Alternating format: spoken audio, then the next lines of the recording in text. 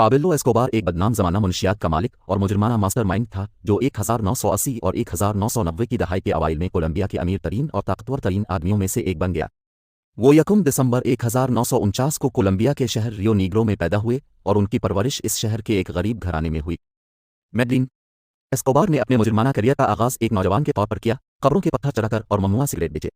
वो जल्द ही मुनशियात के कारोबार में चला गया और अमरीका में कोकीन स्मगल करना शुरू कर दिया।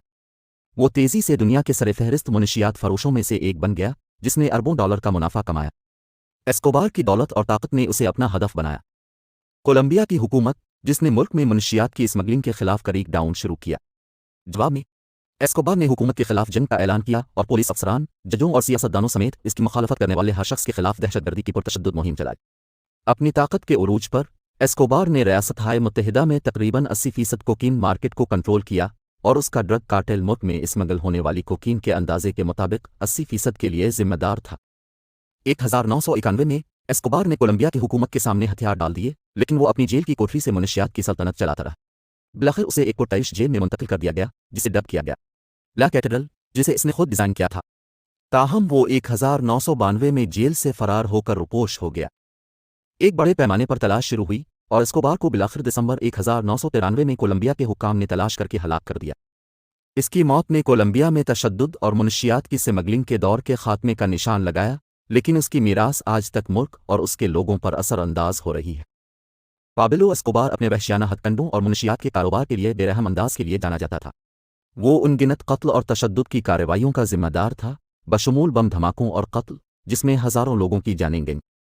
कोलंबिया और दुनिया भर में अपनी बदनाम शोहरत के बावजूद एस्कोबार को कुछ लोगों ने रॉबिन हुड की शख्सियत के तौर पर भी देखा, ख़ास तौर पर मेडिलिन की गरीब बरादरियों में, जहां इसने मकीनों के लिए स्कूल, हस्पताल और रिहायशी मंसूबे बनाए।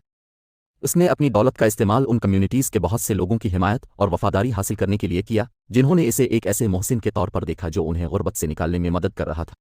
ताहम एस्कोबार की इंसान दोस्ती अक्सर उसकी मुजरिमाना सरगर्मियों के ज़ेर साया रहती थी, जिसकी वजह से बेपनाह मसाइब और अदम इस्तेहकाम का सामना करना पड़ा। कोलंबिया का माशरा इसकी मुनशियात की स्मगलिंग की कार्रवाइयों ने बदउनवानी और तशद्दुद को हुआ दी, जिसके नतीजे में मुनशियात से मुताल्लिक जराइम और खूनरेज़ी की लहर कई दहाइयों तक जारी रही। हालिया बरसों में एस्कोबार की कहानी मुतअद्दिद किताबों, दस्तावेज़ी फिल्मों और टीवी शोज़ का मौजू रही है, जिनमें मकबूल नेटफ्लिक्स सीरीज़ नार्कोस भी शामिल है। इसकी ज़िंदगी और विरासत मुतवज्जे और तरगीब दोनों को मुतासिर करती है और वो जदीद दौर की सबसे बदनाम शख्सियात में से एक है। पाब्लो एस्कोबार के इक़्तिदार में इजाफा उनकी इख्तिराई और बदलते हुए हालात के मुताबिक होने की सलाहियत से हुआ था। वो कोकीन की नकल व हमल के लिए हवाई जहाज़ इस्तेमाल करने वाले पहले मुनशियात के स्मगलरों में से एक था और उसने पूरी दुनिया में तकसीमकारों और काम करने वालों का एक जदीद तरीन नेटवर्क तैयार किया। एस्कोबार के पास मीडिया और राय आम्मा को जोड़ने का हुनर भी था। उसने अपने आप को एक रॉबिन हुड शख्सियत के तौर पर पेश किया, अपनी दौलत को गरीबों और पसमानदा लोगों की मदद के लिए इस्तेमाल किया, जबकि इसके साथ साथ जो भी इसके रास्ते में खड़ा था इसे बेरहमी से ख़त्म कर दिया। वो अपने हरीफों और अपने इर्द गिर्द के लोगों को कंट्रोल करने के लिए तशद्दुद और धमकियों का इस्तेमाल करने में माहिर था, और वो अक्सर सियासतदानों और कानून नाफिज करने वाले एहलकारों को रिश्वत देता था कि वो दूसरी तरफ देखें।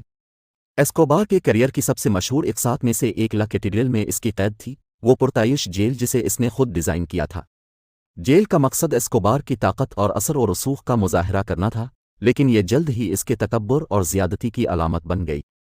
एस्कोबार अपने इक़्तिदार को बरकरार रखने के लिए रिश्वत और धमकियों का इस्तेमाल करते हुए जेल के अंदर से अपनी मुनशियात की सल्तनत चलाता रहा। एस्कोबार का ज़वाल बड़ी हद तक उसकी अपनी हैबत के नतीजे में हुआ।